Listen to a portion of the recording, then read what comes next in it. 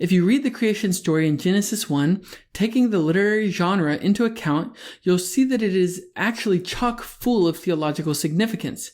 It is actually a story about God creating order out of disorder. Notice that the earth starts off in a state of disorder. Verse 2 says, "The earth was a wasteland and void, and darkness was over the face of the deep, and the Spirit of God was moving over the face of the waters." The Hebrew words that are translated wasteland and void are tohu and bohu, and they describe a state of confusion and disorder.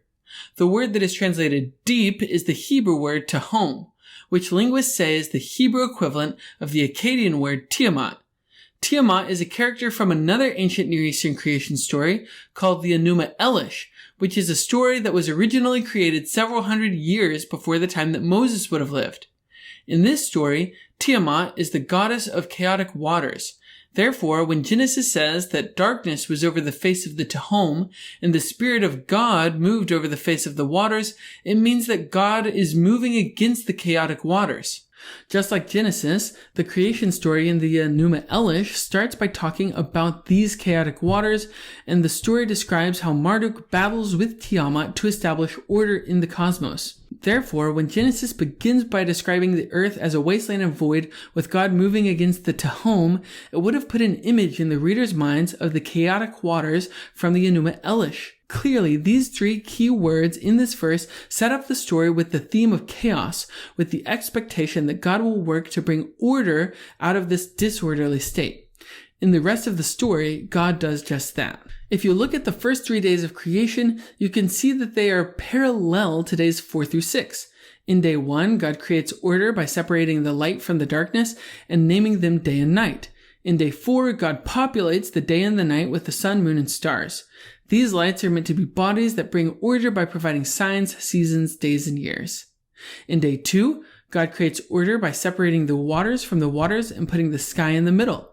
On day 5, God populates the water with fish and the sky with birds. On day 3, God creates order by separating dry land out from the waters. And on day 6, God populates the dry land with animals and ultimately humans. Therefore, through these 3 acts of separation and then 3 more acts of populating these spaces, God transforms the earth from being the wasteland and void talked about in verse 2, creating a much more orderly and structured heavens and earth. However, the heavens and earth are still not yet perfect. God does call his creation good, but the Hebrew word for good does not mean perfect.